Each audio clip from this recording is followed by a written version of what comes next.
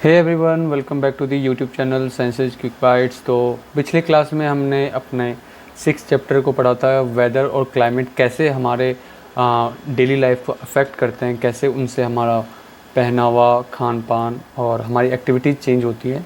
तो अगर आपने वो वीडियोस नहीं देखी है तो आप हमारे चैनल साइंसेज क्विक बाइट्स पर जाकर वो वीडियोस देख सकते हो, और प्रीवियस के जितने भी वीडियोस हैं आप वहाँ पर जाकर आप देख सकते हो, समझ सकते हो। आज जो है हम अपना 7th चैप्टर इंटरडिपेंडेंस इन एनवायरनमेंट के बारे में पढ़ने वाले हैं कि जो हमारे वातावरण में जो भी चीज़ें होती हैं, जो भी घटक हैं, आपके कंपोनेंट्स हैं, वो आपके कैसे एक दूसरे से इंटर रिलेटेड हैं, एक दूसरे पे आत्मनिर्भर हैं और एक दूसरे पे ऊपर सेल्फ डिपेंडेंट भी है, और दूसरे के ऊपर क्या है, वो दूसरों के ऊपर भी निर्भर हैं। वो कैसे एक दूसरे से जुड़े हुए हैं, इन्हीं के बारे में हम क्या करेंगे, इस चैप्टर में पढ़ेंगे। तो चलिए इस वीडियो को शुरू करते हैं, इस लर्निंग सेशन को शुरू करते हैं एक बड़ी सी स्माइल के साथ।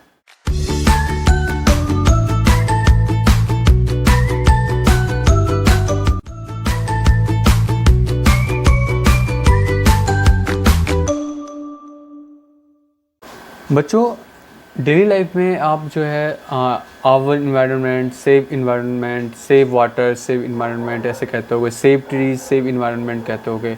आपको स्कूल्स में ऐसे वन महोत्सव जो सप्ताह मनाया जाता है या वर्ल्ड इन्वायरमेंट डे मनाया जाता है, उस पर आपको पोस्टर बनाने के लिए दिया जाता होगा कि सेव इन्वायरमेंट पे आप पोस्टर बनाइए, उस पर निबंध लिखिए, ठीक है, अपने वातावरण को कैसे बचाया जा सकता है, इस पर निबंध लिखिए।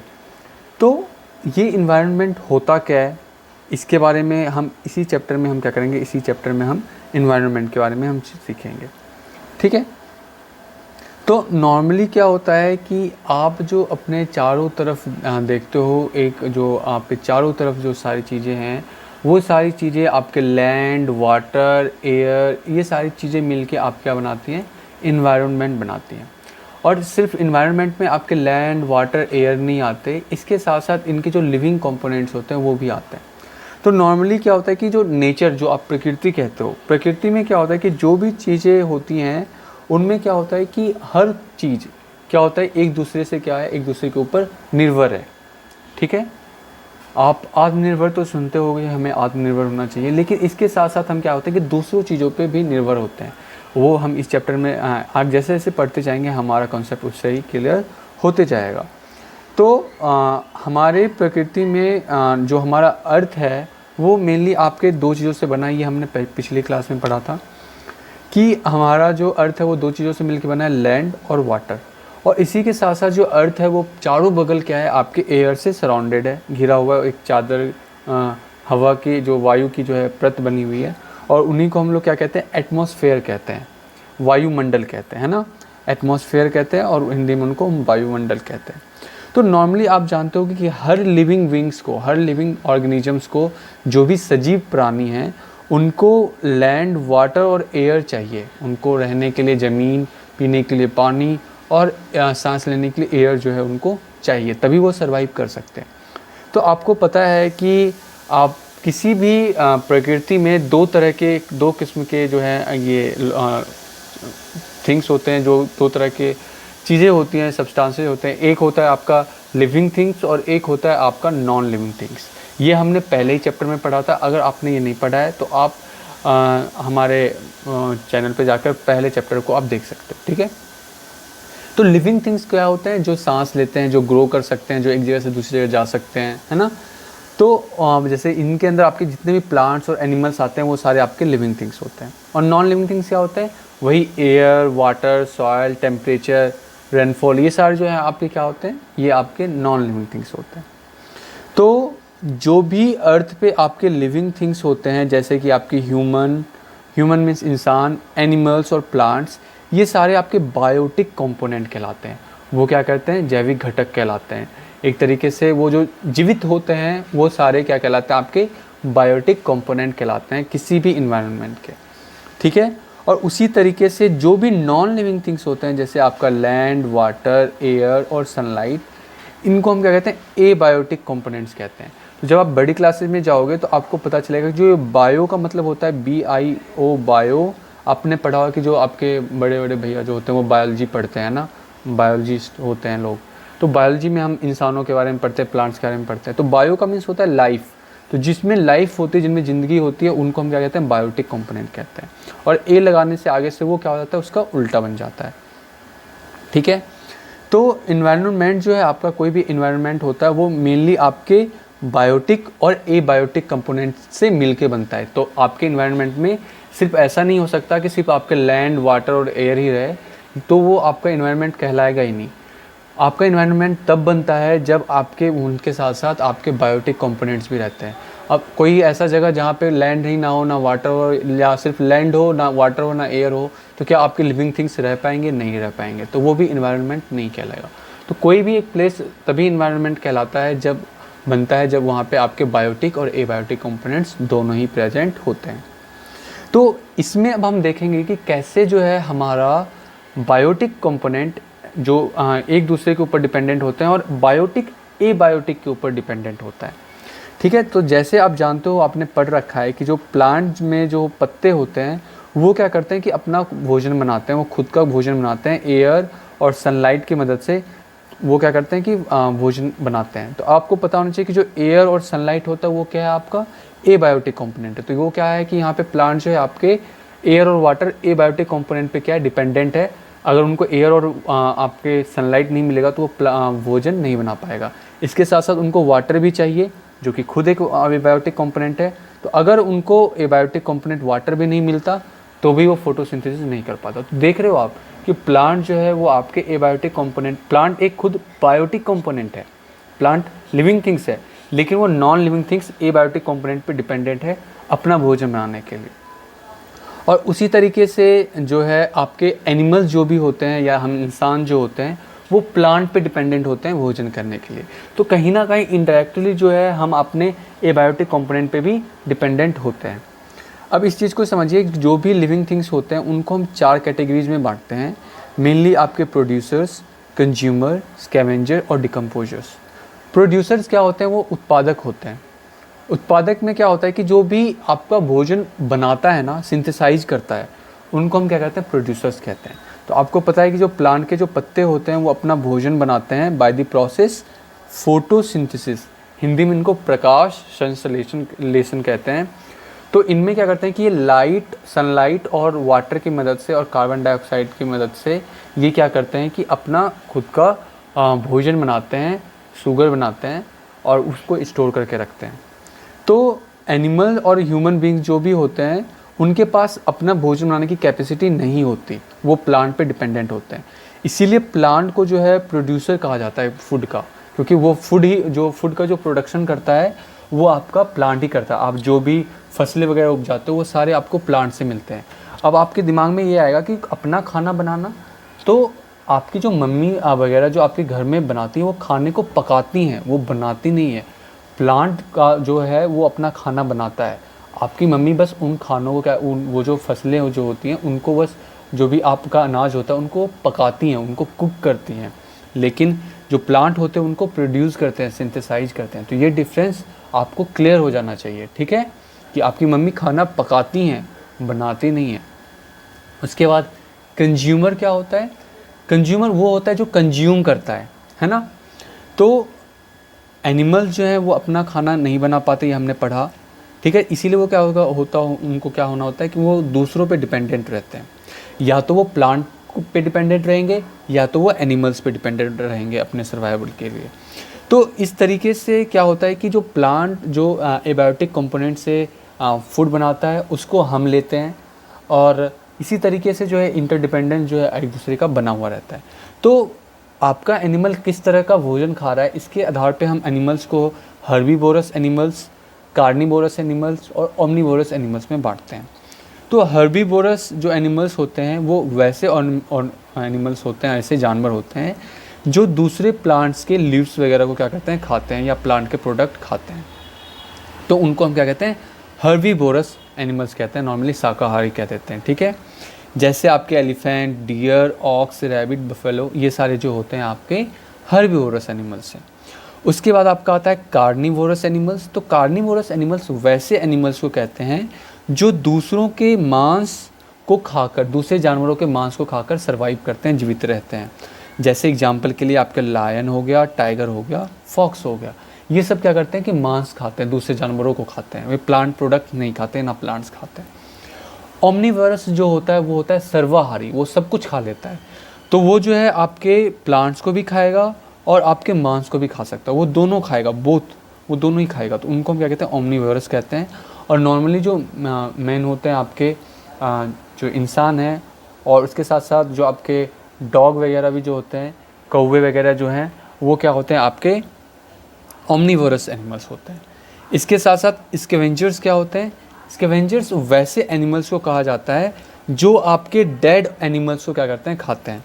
तो ये जो स्कैवेंजर्स होते हैं ये क्या करते हैं कि आपके इन्वायरमेंट को साफ़ रखने में, एक तरीके से क्लीन रखने में क्या करते हैं, मदद करते हैं। कैसे करते हैं, तो मान लो कि कोई जानवर मर गया तो वो जब वो सड़ेगा तो वो क्या करता है, आपके इन्वायरमेंट में बहुत ही फाउल स्मेल, बदबू फैलेगी, उनसे बीमारियां भी फैल सकती हैं। तो ये जो जानवर होते हैं स्कैवेंजर्स, वो क्या करते हैं, उनको खाकर उनको डिग्रेड करते हैं, ठीक है, उनको ऑर्गेनिक मैटर्स में क्या करते हैं, कन्वर्ट कर देते हैं, और इससे क्या करते हैं, इन्वायरमेंट को वो क्या करते हैं, साफ़ रखते हैं। तो जो भी स्कैवेंजर्स होते हैं उनका एग्जाम्पल आप लिख सकते हो, क्रो होता है, जैकाल होता है, आपका वल्चर होता है, गिद्ध जो होता है। तो ये सारे जो होते हैं आपके स्कैवेंजर्स होते हैं। फिर आपका आता है डिकम्पोजर्स। डिकम्पोजर्स क्या होते हैं, ये आपके माइक्रो ऑर्गेनिजम्स होते हैं, जीवाणु होते हैं, बहुत ही छोटे होते हैं जिनको आप खुली आंखों से नहीं देख सकते। तो बैक्टीरिया, फंजाई, ये सारे जो होते हैं आपके डिकम्पोजर्स होते हैं।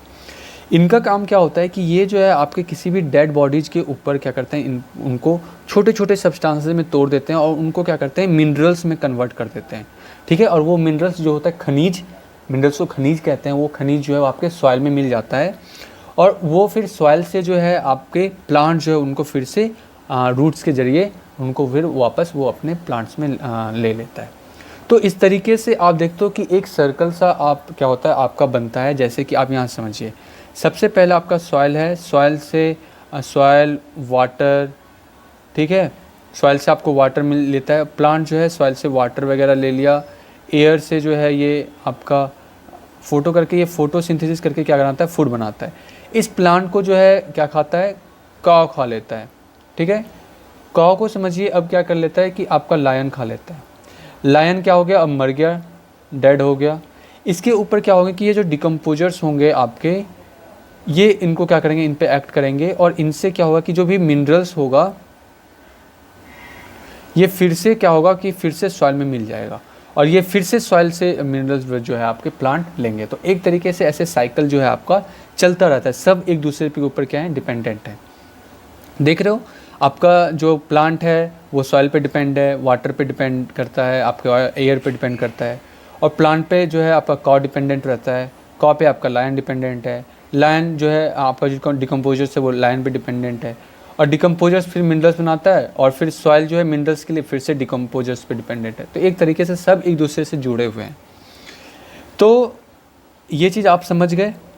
तो अब क्या होता है कि जो भी इंसान या जो जानवर हैं या जो प्लांट्स हैं वो सारे क्या होते हैं, आपस में इंटरडिपेंडेंट होते हैं, ठीक है।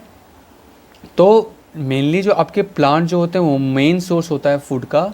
इसके साथ साथ जो आपके प्लांट जो होते हैं वो भी एनिमल्स पे डिपेंडेंट होते हैं। कैसे डिपेंडेंट होते हैं, तो हमने देखा कि जो एनिमल्स जब मरते हैं तो उनसे जो जब वो सड़ गल जाते हैं उन पे डिकम्पोजर्स एक्ट करते हैं, तो उनको मिनरल्स में कन्वर्ट करते हैं, और वही मिनरल्स फिर प्लांट यूज करता है। तो इस तरीके से प्लांट भी जो है एनिमल्स पे डिपेंड होता है। तो वही जो मिनरल्स जो है उनको डिकम्पोजर्स से मिलता है।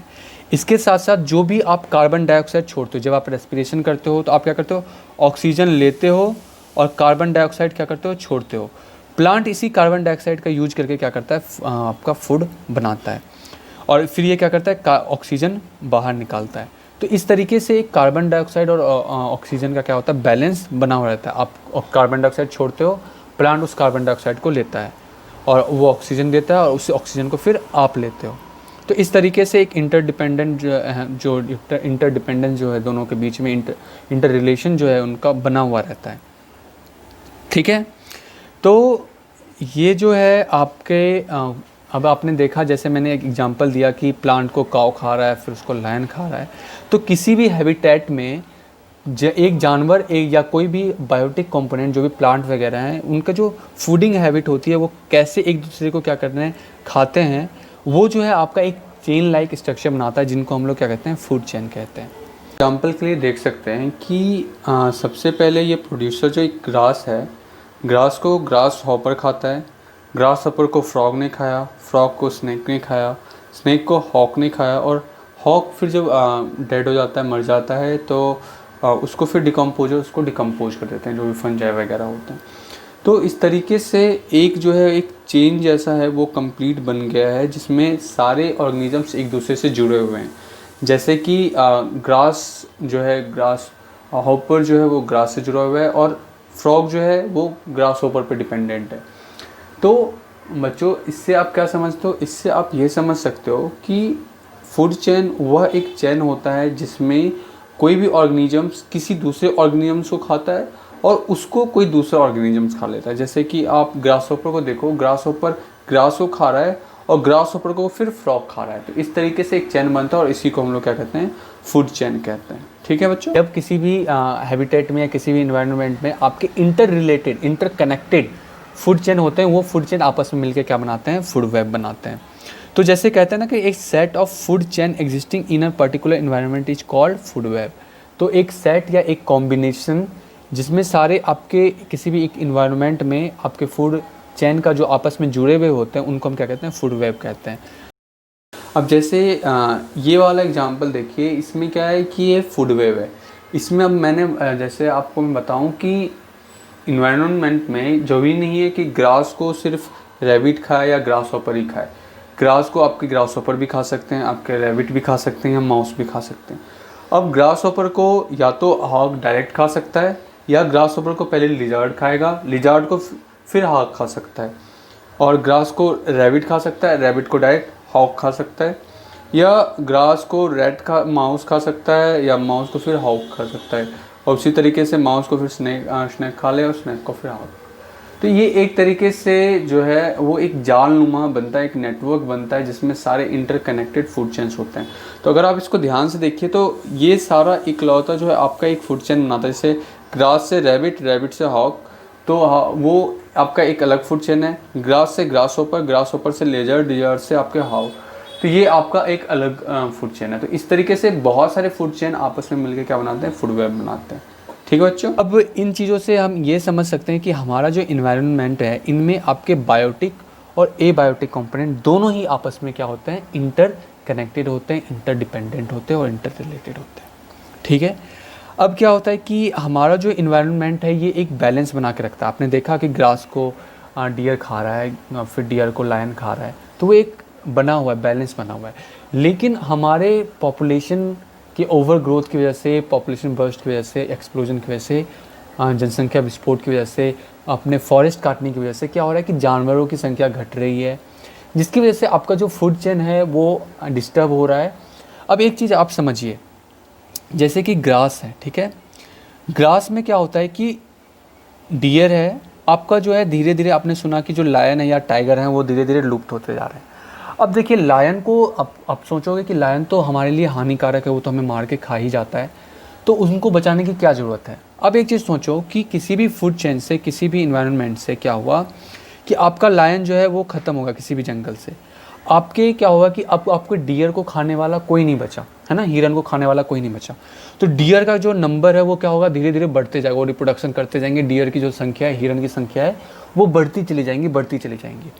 अब अगर मान लो कि किसी भी जंगल में डियर की संख्या बढ़ जाएगी तो वो तो सारे ग्रास को खा लेगा, तो अगर वो किसी भी जंगल में सारे घास को खा लेगा तो आपका घास भी खत्म हो गया, तो आपके लायन के ख़त्म होने से आपका क्या हो गया, ग्रास भी क्या हो गया, ख़त्म हो गया। कैसे ख़त्म हो गया कि लायन ख़त्म तो सिर्फ डियर बचा, वो सारे घास को खा लेगा क्योंकि उसको अब खाने वाला तो कोई बचा नहीं।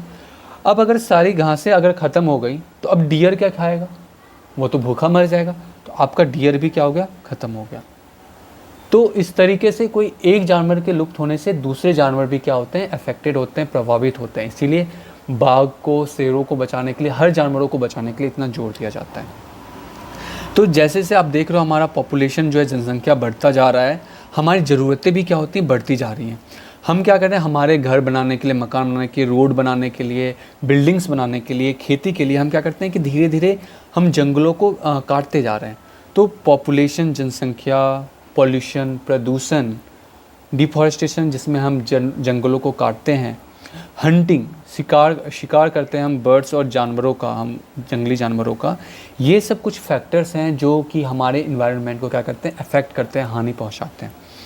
तो हंटिंग ऑफ बर्ड्स जो है और वाइल्ड एनिमल्स को जो है अब क्या किया गया है, इलीगल कर दिया गया है, और वो गैर कानूनी होता है, आपको सज़ा हो सकती है। तो पहले जो राजा महाराजा होते थे, अंग्रेज वगैरह, वो क्या करते थे, अपने शौक़ के लिए, अपनी ताकत दिखाने के लिए क्या करते थे, जानवरों को मारते थे, बाघों को मारते थे। अब धीरे धीरे क्या किया, जब लोगों को समझ आया कि कैसे ये हमारे इन्वायरमेंट के लिए ज़रूरी है, तो उनको क्या किया गया कि अब बचाना शुरू किया गया। तो जो हम आपसे पूछा जाए कि हम अपने इन्वायरमेंट को कैसे बचा सकते हैं, तो नॉर्मली हम क्या कर सकते हैं कि पॉपुलेशन कंट्रोल करते हैं। तो आपने सुना होगा हम दो हमारे दो।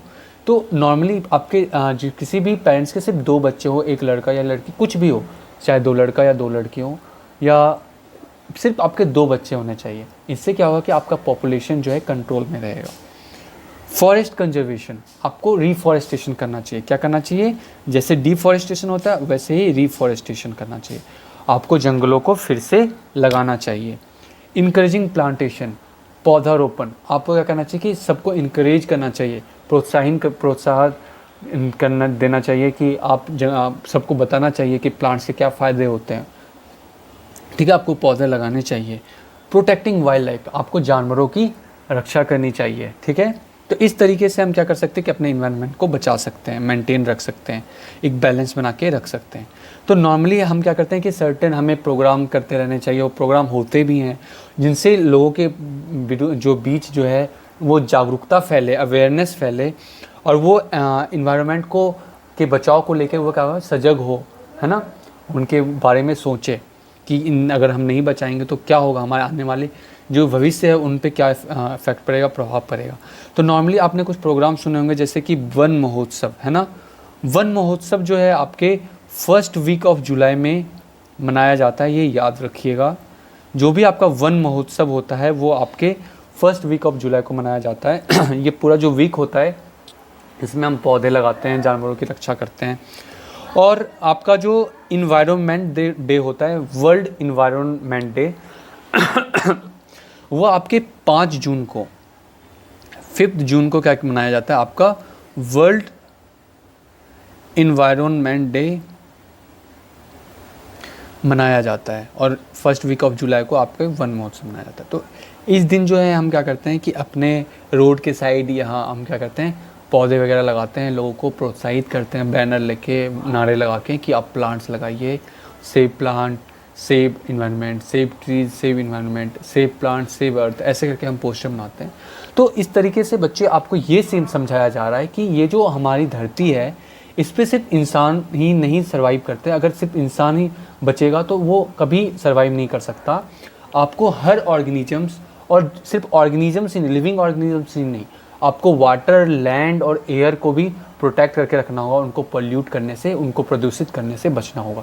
इसीलिए कहते हैं कि आपको जल प्रदूषण, वायु प्रदूषण नहीं करना चाहिए, मृदा प्रदूषण नहीं करना चाहिए। तो आई होप कि ये वीडियो आपको समझ में आई हो, ये लेसन आपको समझ में आया हो, और आप आगे से ये अवेयर हो गए। और कोई भी आपको अगर पौधे काटते हुए दिखता है तो आप उसे समझाओगे कि कैसे ये हमारे लिए ज़रूरी है।